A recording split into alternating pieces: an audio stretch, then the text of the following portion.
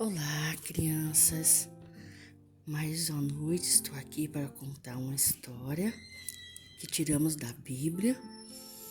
A Bíblia, o livro mais sagrado que nós temos, que o Senhor nos deixou para que a gente possa seguir a nossa vida conforme o que está escrito na Bíblia. Para isso, vamos agora falar com Deus através da oração que o Senhor nos deixou. Pai nosso que estais no céu, santificado seja o vosso nome, venha a nós o vosso reino, seja feita a tua vontade, assim na terra como no céu. O pão nosso de cada dia nos dai hoje, perdoai as nossas ofensas, assim como nós perdoamos a quem nos tem ofendido. Não nos deixeis cair em tentação, mas nos livrai do mal. Amém. Agora vocês deitam, se cobre, vira pro cantinho e fecha os olhinhos. E agora preste atenção no que a Gigi vai falar. Jesus aparece aos discípulos.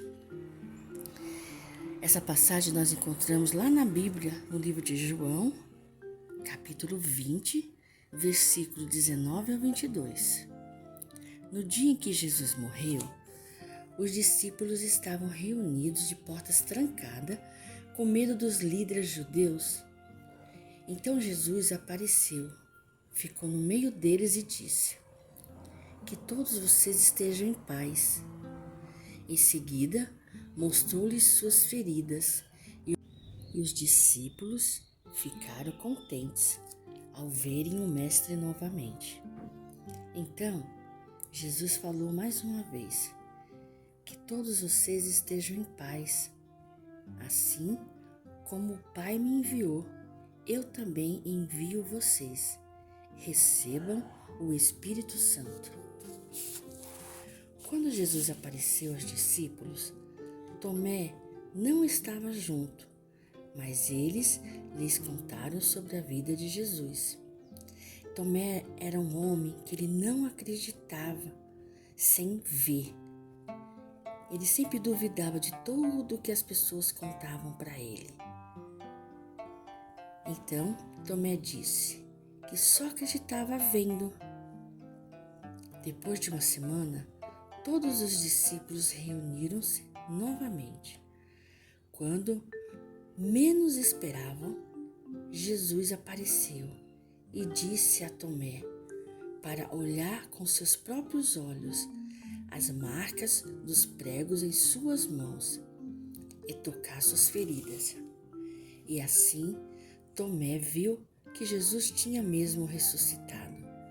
Então Jesus falou: "Felizes são as pessoas que não viram, mas acreditaram." O Tomé, para acreditar, ele precisava ver. E Jesus está falando aqui que felizes são aqueles que não vai precisar ver para poder crer que Ele existe, que o Senhor existe, que Deus existe. Em uma outra ocasião, era noite, e alguns discípulos foram pescar no lago da Galileia, mas eles não pescaram nada. De manhã, Jesus apareceu na praia, mas eles não o reconheceram. Então, ele se aproximou e perguntou: "Vocês conseguiram pescar?" Os discípulos disseram que não, e Jesus afirmou: "Se jogarem as redes do lado direito do barco, vocês encontrarão muitos peixes." Os discípulos assim fizeram, e no mesmo instante a rede ficou repleta de peixe. Um deles disse: "Aquele homem é Jesus, o Mestre." Em seguida, os discípulos voltaram com todos os peixes que conseguiram e avistaram uma fogueira e alguns peixes e pão. Jesus disse: "Tragam mais peixes e venham comer." Então, sentaram-se ao lado de Jesus, que repartiu os peixes e os pães entre eles. Depois que Jesus ressuscitou, e se reuniu com os discípulos, ele os levou a um lugar chamado Betânia. Lá, abençoou-os e em seguida subiu ao céu. Uma nuvem cobriu Jesus e eles não o viram mais. Enquanto eles olhavam, 2 homens apareceram e disseram: "Por que vocês estão olhando para o céu? Esse Jesus que subiu ao céu virá novamente da mesma maneira." Então, os discípulos voltaram para a Galiléia e louvaram a Deus no templo. Depois que Jesus subiu ao céu, os discípulos voltaram a Jerusalém. Eles se reuniram com outros seguidores de Jesus para orar a Deus e falar da missão de levar a palavra de Deus às pessoas. Porém, eles não eram mais 12 discípulos, e sim 11, pois Judas não pertencia mais ao grupo. Agora, eles precisavam de mais uma pessoa para continuar o trabalho de Cristo. Haviam 2 candidatos: José, chamado Barsabás, e Matias. Para escolher conforme a vontade de Deus, os discípulos fizeram uma oração. Em seguida, fizeram um sorteio e o escolhido foi Matias. Era o dia da Pentecostes e os discípulos estavam reunidos. De repente, ouviram um barulho muito forte, como o de um vento que preencheu a casa toda.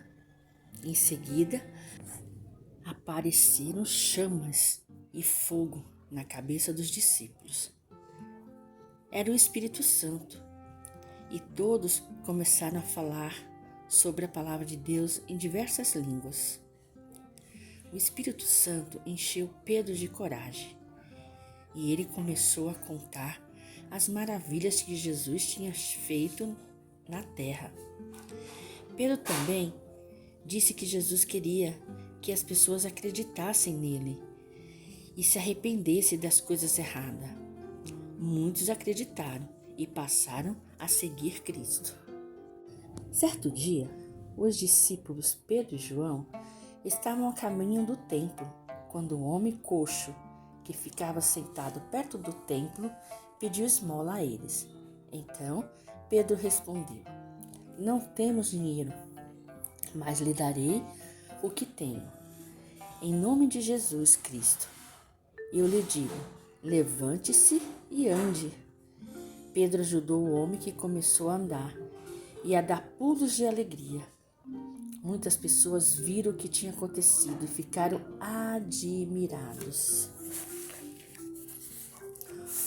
O Conselho Superior, composto de líderes judeus, soube o que havia acontecido com o homem aleijado e ficou furioso por existir pessoas que falavam bem de Jesus. Então mandou chamar João e Pedro. Ao chegarem, os sacerdotes perguntaram: "Com que poder e em nome de quem vocês fizeram uma cura?" Aquele homem foi curado em nome de Jesus Cristo, que foi crucificado, mas ressuscitou no 3º dia. Pedro respondeu. Os membros do conselho sabiam que muitas pessoas estavam ao lado de João e Pedro e que não podia fazer nada com ele. Então os ameaçaram. Mesmo assim, Pedro e João continuaram pregando a mensagem de Cristo. Os discípulos também curavam muitos doentes. Essa era uma forma de provar que Jesus era o Salvador e amava as pessoas. Muita gente atraída pela cura não tinha coragem de fazer parte do grupo de seguidores de Cristo, mas sempre falavam bem dos discípulos. Com isso, o número dos que tinham fé em Jesus só aumentava.